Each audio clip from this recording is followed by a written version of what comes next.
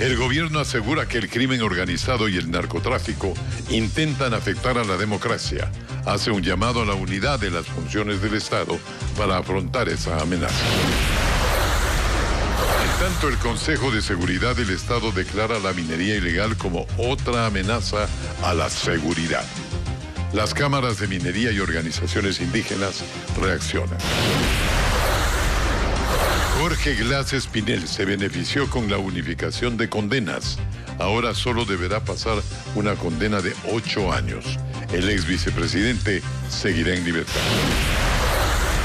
El correísmo presidirá la comisión que investiga la supuesta corrupción en empresas públicas. Convocarán al presidente Lara. 13 candidatos a elecciones seccionales pidieron custodia policial por los riesgos de posibles atentados durante sus recorridos de campaña. Muy buenas noches, amigos televidentes. Hoy, durante la conmemoración de la gesta heroica del CENEPA, el ministro de Defensa, Luis Lara, convocó a las diferentes instituciones del país a unirse contra las amenazas como el narcotráfico. El presidente de la República, de su lado, se comprometió a fortalecer las capacidades de las Fuerzas Armadas y la policía. Patricio Díaz estuvo en la ceremonia.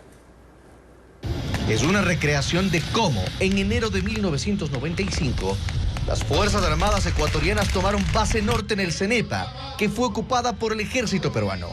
Fue parte de una guerra donde nuestros héroes mantuvieron flameando la bandera tricolor. A la conmemoración de los 28 años de esta gesta heroica llegaron el presidente de la República, Guillermo Lasso, y otras autoridades del Estado. Y en ese marco, el ministro de Defensa convocó a la unidad nacional frente a las nuevas amenazas que vive el país. Hago un llamado a las instituciones del Estado para propiciar un trabajo conjunto y efectivo, para generar los instrumentos necesarios para consolidar la paz. Juntos, unidos, solidarios, debemos enfrentar a las oscuras fuerzas de la delincuencia, del narcotráfico, de la corrupción, la subversión. Y en ese afán de unidad, el ministro hizo un pedido adicional. Desechando cualquier intención aventurera de romper la democracia. El presidente de la República resaltó el compromiso de las Fuerzas Armadas y recordó que por eso solicitó la reforma constitucional para que apoyen a la policía en la lucha contra el crimen organizado. El narcotráfico y el crimen organizado quieren erosionar la democracia, amedrentar a los ciudadanos y al gobierno y penetrar en la sociedad con la lamentable cooperación de malas autoridades, funcionarios y hasta determinados operadores judiciales. Y frente a la lucha contra estas nuevas amenazas, anunció que respaldará el trabajo de las fuerzas del orden. Fortaleciendo las capacidades logísticas y operativas de las Fuerzas Armadas y de la Policía Nacional. Frente a esta convocatoria a la unidad, el presidente de la Asamblea, que estuvo en el evento, reaccionó también. Debe ser la oportunidad, partiendo del discurso del ministro de Defensa, de que nos unamos, todos los poderes del Estado, todas las funciones del Estado, y busquemos un norte que es la defensa de los intereses de los ecuatorianos. Fue una ceremonia emotiva. Estuvieron los excombatientes del 81 y se recordó a los 33 héroes fallecidos en combate en el 95. También a los que quedaron con secuelas, heridas. Son quienes nos dieron la paz. Paz que hoy, en otras circunstancias, también se busca. El Consejo de Seguridad Pública y del Estado, CONSEPE, analizó la situación de la minería ilegal en el país y resolvió declararla una amenaza a la seguridad del Estado. También se respondió así a las organizaciones sociales de indígenas que han resuelto impedir toda actividad minera en sus territorios. Francisco Garcés tiene las decisiones oficiales. 2 resoluciones tomó el Consejo de Seguridad Pública y del Estado, COSEPE, sobre el avance de la minería ilegal en todo el territorio nacional. La primera, declararla como una actividad que atenta contra la seguridad del Estado. La actividad es creciente, se moviliza, incorpora maquinaria pesada, incorpora uso de químicos no autorizados como el mercurio de un altísimo nivel de contaminación, destruye el medio ambiente y además es parte de la cadena de tráfico de armamento, tráfico de explosivos y lavado de activos. El COSEPE resolvió también garantizar con la policía y las Fuerzas Armadas la seguridad de las zonas legalmente concesionadas para minería. Esto ante los anuncios de la CONAIE y organizaciones sociales de activar la Guardia Indígena y otros mecanismos para defender sus territorios de las actividades mineras. En contraposición de aquellos que pretenden pensar que en el Ecuador pueden haber territorios independientes con una fuerza de seguridad independiente. Eso es sedicioso. La Cámara de Minería felicitó la decisión del régimen y anunció el respaldo a todas las acciones que se emprendan para el control de las actividades mineras ilegales y la seguridad de los proyectos legalmente concesionados. También exhortamos a las autoridades de la función judicial a que se unan a esta cruzada en contra de la minería ilegal, que se persiga y se procese a los responsables. La Federación de Indígenas Evangélicos fue la primera en responder ante la mención del secretario de Seguridad sobre el despliegue de las guardias indígenas que, según la FEINE, son vitales para la defensa de los territorios y la seguridad de las comunidades. La Guardia Indígena no es amenaza para el Estado, es el beneficio que da para el Estado. ¿Sabe por qué? Porque donde hay seguridad comunitaria es donde tenemos menos la delincuencia, menos el tema del narcotráfico. Respeto para la paz de las comunidades indígenas, respeto para las guardias comunitarias en los territorios indígenas. No polémica, no desprestigio, no amenaza ni parte del Estado hacia los territorios indígenas. No obstante, el secretario de Seguridad recordó que el uso de la fuerza es potestad exclusiva del Estado y que la minería es una actividad estratégica para los planes económicos del gobierno. Más de una docena de candidatos reciben custodia policial ahora por posibles atentados. Esto tras un nuevo ataque a una sede de un postulante a la alcaldía de Portoviejo y el asesinato de un candidato en Salinas. William Young con más de este tema. Es una ley, hermano. Un artefacto explosivo detonó en una de las centrales políticas de uno de los candidatos a la alcaldía de Portoviejo, Javier Pincay. Varias personas grabaron los instantes posteriores al ataque, que dejó 4 heridos que fueron hospitalizados. En diciembre pasado, el mismo aspirante fue baleado tras un recorrido. A esto se suma el asesinato de uno de los postulantes a la alcaldía de Salinas el sábado pasado. La policía activó sus protocolos y confirma que al menos una docena de candidatos ya reciben custodia.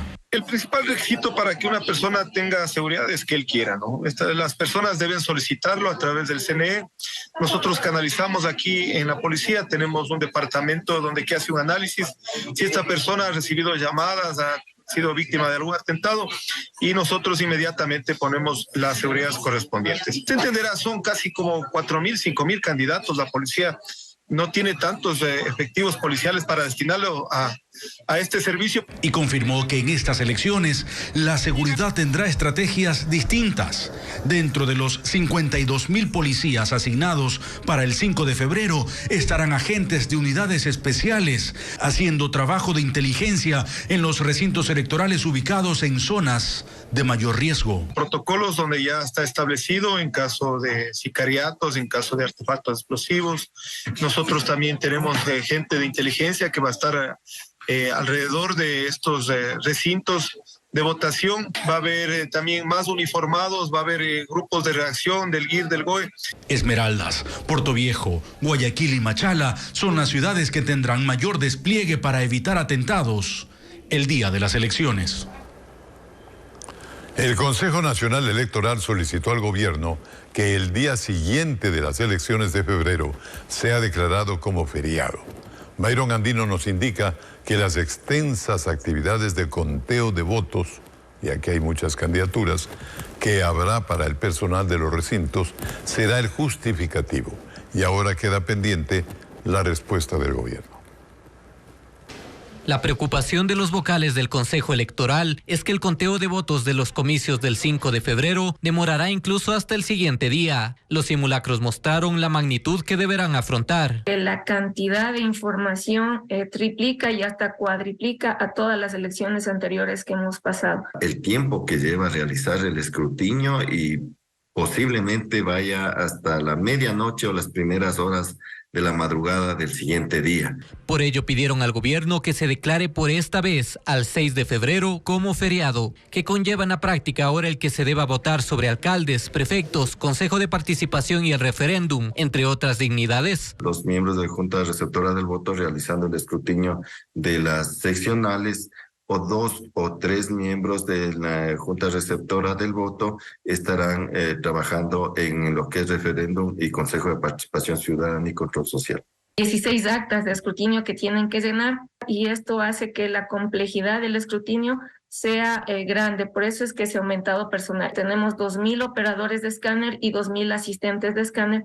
Los resultados oficiales serán transmitidos a través de la aplicación móvil del CNE, su página web, vía Facebook y YouTube, así como desde el centro de mando. El argumento del Consejo Electoral es que todo ese personal de las juntas receptoras del voto pueda volver a sus actividades con mayor tranquilidad. Consultamos al gobierno si hay un pronunciamiento sobre este pedido e indicaron que nos darán una respuesta.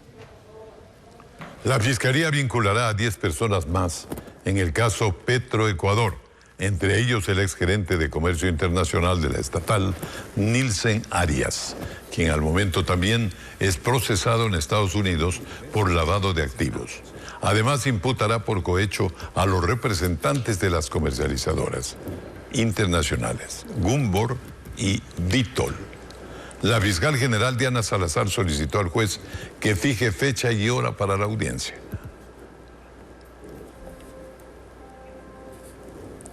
Jorge Glass debe pagar una sola condena de 8 años de prisión tras el fallo de este jueves que le concedió el beneficio de la unificación de sus penas. Es el paso previo para obtener la prelibertad. Al momento está fuera de la cárcel como una medida provisional. El reporte ahora con Jacqueline Rodas. La audiencia se realizó en Quito, pero Jorge Glass compareció vía telemática desde Guayaquil, donde cumple la medida de presentación periódica mientras se resuelve su situación. Su abogado pidió a la jueza la unificación de penas, es decir, que la de 8 años de prisión como autor de cohecho en el caso Sobornos absorba la de 6 años por asociación ilícita en la trama de corrupción de Odebrecht. El Servicio de Atención a Privados de Libertad SNAI entregó informes favorables y el director de la cárcel 4 de Quito no se opuso a la solicitud. Entonces la jueza concedió la pena única. Ahora sobre Jorge Glass solo pesa una condena de 8 años. Este es el paso previo para pedir la prelibertad. Su defensa pretendía que en la misma audiencia, con base en el tiempo que ya estuvo detenido, le concedan el beneficio penitenciario. Pero la jueza rechazó este segundo requerimiento que deberán tramitarlo de forma independiente. Pues nos vamos a media, aunque sea con la unificación de la pena, que eso era lo que buscábamos. En segundo punto, con la resolución, ya con la ejecutoría correspondiente, pues presentaremos a través de la sala de sorteo ya el beneficio penitenciario de la prelibertad o libertad controlada. Mientras tanto, Jorge Glass sigue libre de forma provisional por la medida cautelar que le otorgó un juez de Santo Domingo, pero el SNAI pidió la revocatoria. Esa es la decisión que debe de tomar el juez de Santo Domingo, Emerson Curipayo. En todo caso, mientras él no resuelva, él seguirá libre con las medidas que le ha otorgado. En todo caso, estamos a la espera de esa resolución. Según el cálculo oficial que presentó el SNAI, Jorge Glass ha cumplido 5 años, 3 meses y 24 días en la cárcel, lo que representa el 88.5% de su pena de 8 años. El presidente Guillermo Lasso será llamado a comparecer ante la Comisión Multipartidista de la Asamblea que investigue el denominado caso Encuentro. Viviana Veloz de UNES y Mireya Pazmiño, separada de Pachacutic, encabezan la comisión que tiene 30 días para analizar el caso. Francisco Garcés tiene los detalles de la primera sesión sobre este tema del organismo. Los miembros de la Comisión Ocasional de la Asamblea, integrada para investigar el denominado caso Encuentro, eligieron a la correísta Viviana Veloz como su presidenta y a Mireya Pazmiño, del ala rebelde de Pachacutic, como vicepresidenta. Varias de las acciones a tomar ya están delineadas y entre ellas llamar a comparecer al presidente Guillermo Lasso, que según la ley no está obligado a presentarse. Mire, no existe ninguna acción de desestabilización. No podemos seguir tapando el sol con un dedo. Cualquier ápice de ética que hubiera podido seguir existiendo dentro de este gobierno con el caso del Gran Padrino ya se desvaneció. Los hechos están claros, se han revelado. Asamblea Nacional tiene que establecer las responsabilidades políticas. La comisión fue integrada por el Pleno de la Asamblea con miembros de varios bloques y desde el oficialismo tienen claro que ahí se buscará llevar a un juicio político al presidente Lasso. Aquí no van por la verdad, si no puede hacer daño a este gobierno, que no lo pueden dejar trabajar tranquilo. Este viernes los miembros de la comisión deberán aprobar el cronograma de comparecencias y las demás acciones que se tomarán para investigar el caso. Estamos haciendo un cronograma, vamos a llamar a todas las autoridades que se encuentran sujetos a juicio político y que tienen que dar una respuesta al pueblo ecuatoriano, como por ejemplo el procurador. Aunque la comisión se centrará en indagar actos irregulares en empresas estatales que involucrarían al círculo cercano del presidente Lasso, hay quienes plantean que la investigación tiene que mirar también a gobiernos anteriores. Porque esta corrupción o estos posibles actos de corrupción vienen de mucho tiempo atrás. Según la decisión del Pleno de la Asamblea, la comisión tendrá 30 días para su trabajo, que concluirá con el informe que pasará al Pleno y que deberá definir las responsabilidades políticas encontradas en la investigación. Vamos al corte comercial, amigos, y después el Instituto Geofísico elaboró un mapa de riesgo ante el aumento de la actividad del volcán Cotopaxi.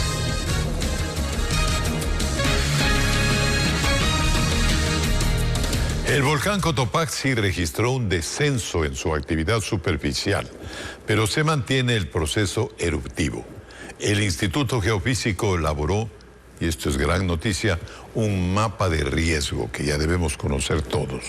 Freddy Barros con las novedades. Personal del Instituto Geofísico con el apoyo de la Fuerza Aérea realizó un sobrevuelo por el volcán Cotopaxi. El objetivo, medir la temperatura del cráter y la composición de los gases que expulsa. Se aprecia una reducción en la cantidad de material que es emitido. Según el organismo técnico, la actividad superficial se mantiene sin cambios, mientras que la interna es moderada con tendencia ascendente. La columna de gases alcanza los 500 metros sobre el nivel del cráter. La actividad se ha caracterizado básicamente por emisiones de ceniza y por emisiones de gas. Las emisiones de ceniza esta semana han sido un poco menos constantes que la semana pasada, es por eso que el nivel de actividad ha bajado un poquito, pero se han registrado algunas caídas de ceniza, sobre todo en las inmediaciones del Parque Nacional Cotopaxi. El geofísico elaboró un mapa de riesgo sobre las zonas que potencialmente podrían resultar afectadas ante una erupción de magnitud. Se tomó como referencia la de 1877. Puede acceder a esta información en la web del Instituto Geofísico o a través de este código QR. Hay mucha gente que vive en Quito capital que cree que está en zona de peligros y no es así. Las zonas sensibles en caso de erupción podrían ser el Valle de los Chillos, la ciudad de La Tacunga, Salcedo o la Riviera del Napo Hatunyaku, pero por ejemplo la gente que vive en Quito capital no está en peligro directo, entonces tienen que mantener la calma. Se recomienda a la población mantenerse informada a través de canales institucionales y oficiales. Casi 3 semanas de oleaje ha soportado el perfil costanero del país. Hasta el momento deja una persona fallecida y 19 casas afectadas por la fuerza de las olas. Diego Cuenca conversó con las autoridades de gestión de riesgos, quienes alertan también de un aguaje que se intensificará durante el fin de semana. Las fuertes olas destruyeron 3 tramos de esa carretera, ubicada en el sitio conocido como Las Piñas, que pertenece al cantón Manta, en la provincia de Manabí. Los escombros fueron arrastrados por el mar, dejando menos de un carril en esa parte de la ruta del Espóndilus. Por ahora solo puede circular un vehículo liviano. Ya esto no viene recién de ahora, esto tiene rato ya esa vía que el gobierno no la arregla. Entonces a nosotros como dueño de estos restaurantes, a nosotros nos afecta bastante, porque los turistas no están viniendo, se están alejando por el miedo de que se vaya a derrumbar más la vía, así como ustedes la vieron, y quede totalmente incomunicado esta zona de acá. El subsecretario de Gestión de Riesgos explica que son 41 playas en todo el perfil costero que reciben olas de casi 3 metros. El fenómeno empezó el 9 de enero y golpeó con fuerza los balnearios de las provincias de Esmeraldas, Manabí, Santa Elena, El Oro y Galápagos. Una persona murió en la playa de Atacames. Una persona salió a nadar y se lo llevó la corriente. Entonces, ¿dónde corrió? En Atacames. La fuerza del mar ha dejado 84 personas afectadas. También 19 casas sufrieron daños en lo que va de este mes. El Instituto Oceanográfico de la Armada alerta que desde este viernes empezará un aguaje. Ese oleaje con el aguaje implica un mayor nivel y fuerza en las olas. Y vamos a tener, como dicen, este tren de olas que se viene para el fin de semana a partir del 27 al 29 más o menos. No se recomienda que las personas entren al mar, donde haya la bandera o amarilla o roja. Los últimos estragos en la provincia de Santa Elena ocurrieron la tarde de ese martes en el sector Punta Carnero. El agua llegó hasta el borde de la carretera. Mientras en la noche, en la comuna San Pedro, el nivel del mar también subió inundando varias viviendas. Algunos habitantes optaron incluso por sacar sus artefactos a la calle. Pero hasta ahora... La policía anunció la captura de 22 personas luego de varios allanamientos en las provincias de Manabí, Los Ríos y Santo Domingo de los Áchilas. Los detenidos pertenecerían a 3 grupos de delincuencia organizada dedicadas a varios delitos como los atentados a 2 gasolineras ocurridos en noviembre del 2022.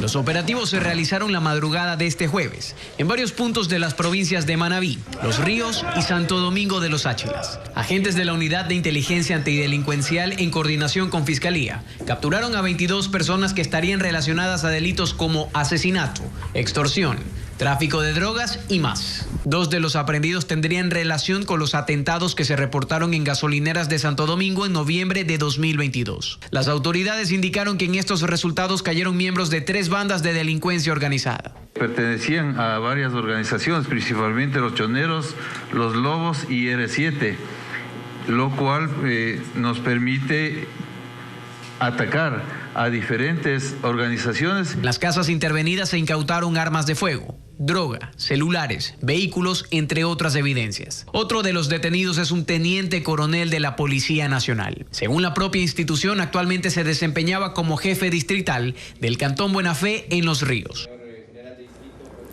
Y más de 500 policías han sido desvinculados de la institución en los últimos 3 años por diferentes faltas. Sin embargo, tanto el Ministerio del Interior como la Comandancia General solicitaron reformas para poder separar de forma más rápida a elementos relacionados con varios delitos, debido a que estos procesos pueden extenderse durante meses y quedar en la impunidad con los cuerpos legales vigentes. José Carlos Alvarado nos trae más información. Existe una latente preocupación en el alto mando policial por la recurrente incidencia de uniformados relacionados a actividades criminales, pero también porque existen dilataciones para desvincular a estos elementos. Este jueves el ministro del Interior, Juan Zapata, explicó que los procesos para separar a un policía son extensos. Que en el mejor de los casos le demora entre 45 y 50 días en casos de que está involucrado un funcionario policial. Y muchas veces, en el peor de los casos, puede demorar hasta 60 y 90 días, debido a procesos demasiado largos que se convierten en cómplices de la impunidad. Este pronunciamiento se da luego de la detención de un teniente coronel que fungía como jefe distrital de la institución en el Cantón Buena Fe, provincia de Los Ríos. El individuo habría participado de reuniones junto a miembros de grupos de delincuencia organizada y en donde habría otorgado información. En este caso, por ejemplo, que ya está absolutamente evidenciado, debe tener el señor comandante general de la policía o el ministro la posibilidad para que en este momento hagamos un acto administrativo y le demos de baja de la policía, pero no lo podemos hacer. Cifras de la entidad policial indican que los casos de agentes destituidos han ido en aumento. En 2020 el número de uniformados separados llegó a 126. En 2021 la cifra aumentó a 170, mientras que el último año cerró con 226 policías desvinculados, dando un total de 522 casos de este tipo durante los últimos 3 años. El comandante general de la policía, Fausto Salinas, agregó que ya existe un planteamiento de reformas, específicamente al Código Orgánico de Entidades de Seguridad Ciudadana y Orden Público, el cuerpo legal que regula los procesos de sanción de la policía. Una de ellas es otorgarle la facultad al propio comandante general de separar posibles malos elementos. La facultad discrecional en la cual con una suficiente informe de inteligencia, una falta de profesionalismo o vinculación a actividades ilegales, el comandante general pueda dar de baja como lo hacen en algunos países. Las autoridades recalcaron que renovando esta ley podrían evitar argucias de abogados que impiden las sanciones que corresponderían a uniformados con graves faltas. 2 niños luchan por su vida luego de haber quedado gravemente heridos producto de un choque entre una mototaxi y un patrullero de la policía. El causante de este siniestro sería el vehículo policial, donde según un video de redes se encontró varias botellas de cerveza. Veamos. Un aparatoso accidente de tránsito ocurrió este jueves en el cantón Muisne, sur de la provincia de Esmeraldas. El hecho fue registrado por un video aficionado y muestra a un patrullero de la policía en el que en su interior se encontró varias botellas de cerveza. En un video grabado por una cámara de seguridad, se observa cómo el vehículo avanza a toda velocidad y esquiva a una mototaxi, y segundos después se impacta con otra, misma que movilizaba a 3 menores de 7, 11 y 14 años, quienes se dirigían a sus escuelas. 2 de los niños fueron trasladados hasta el área de urgencias del Hospital Delfina Torres de Concha, mientras que la niña de 14 años y el conductor de la mototaxi fueron atendidos en el subcentro de Muisne. Además de solidarizarse con la familia de las víctimas, Olger Cortés, comandante de policía de la subzona Esmeraldas, indicó que se está siguiendo el debido proceso. Hemos realizado todos los procedimientos tal cual marca la ley. Como cualquier ciudadano, nadie está por encima de la ley, y estas personas, el conductor, se le ha realizado la prueba de alcoholemia. ¿Y qué dio positivo? No puedo manifestarme con respecto a los resultados, pero se le ha hecho el procedimiento. Sin embargo, en el informe emitido por la jefatura política del cantón, se indica que tanto el conductor como el acompañante que venían en la unidad policial estaban en estado etílico, situación que concuerda con lo dicho por los testigos. Están en estado etílico porque todavía tienen lo que es licor en el carro de ellos. Inclusive han dañado la fachada frontal de una casa y el patrullero prácticamente está destruido. Mientras tanto, las familias de los menores mantienen la fe de que los niños salgan de peligro y se recuperen. María Josefa Coronel renunció hoy a su cargo de directora del Consejo de la Judicatura del Guayas.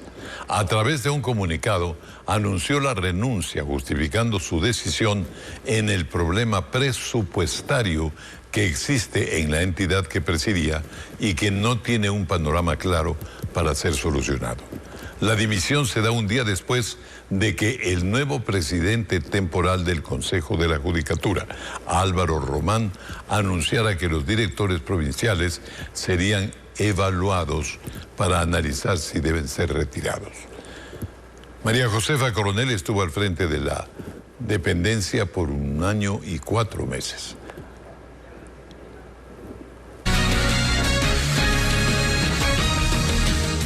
Tenemos más. El presidente de la República, Guillermo Lasso, anunció la apertura de la nueva ruta aérea entre Manta y Panamá. Además, durante su visita a Manabí, el jefe de Estado mencionó un nuevo plan de créditos para operadores turísticos. William Bion con más de este tema. En su agenda por Manabí, el presidente Guillermo Lasso recibió a los representantes de la aerolínea Copa en el aeropuerto de Manta. Allí se realizó un evento para anunciar que en 3 meses se realizará el primer vuelo entre esta ciudad y Panamá. Según el mandatario, es parte de una nueva conectividad aérea con Centroamérica. Realizará 3 vuelos semanales entre Manta y Panamá. Y desde Panamá, una conexión directa a 75 destinos en América. Por fin, los viajeros de esta provincia ya no van a tener que ir a Guayaquil o ir a Quito para tomar sus vuelos al exterior. Y que esto está direccionado al desarrollo económico de esta zona del país, especialmente con el turismo. Cuando empezó mi gobierno, la industria turística era la 9ª fuente de ingresos para el país. Hoy es la 3ª.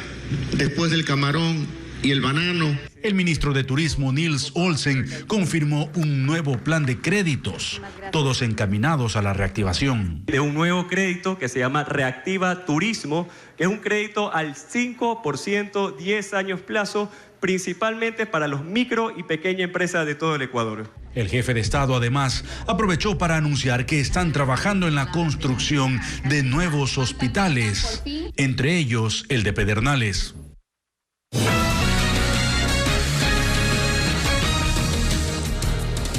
Hay conmoción en la provincia de Santa Elena por el triple asesinato que ocurrió dentro de una vivienda.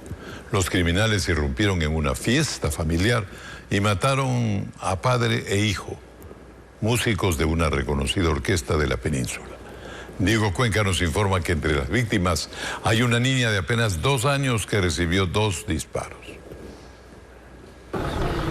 Una fiesta familiar terminó en una tragedia mortal en el barrio 24 de Mayo, en el Cantón La Libertad. Ahí 3 personas fueron asesinadas a tiros durante esa madrugada, luego de que criminales irrumpieran en la vivienda y empezaran a disparar. Lo que nos llama mucho la atención es que ellos entran disparando, no sabemos si es que es dirigido a alguien en especial, porque las personas que tenemos en este caso asesinadas, que son padre e hijo, no tienen antecedentes. Las víctimas son Carlos y su hijo Andy, músicos de la orquesta Blue Star de la provincia de Santa Elena. La tercera fallecida fue una niña de apenas 2 años que recibió un impacto en el pecho y en la mano. Además, por el ataque, otras 3 personas quedaron heridas. Las 3 personas, debo recalcar que están fuera de peligro. Una de las personas heridas es padre de la menor que está fallecida y los 2 heridos son familiares, primos de las personas que están también fallecidas. La policía recogió al menos 15 restos de bala regados en el piso.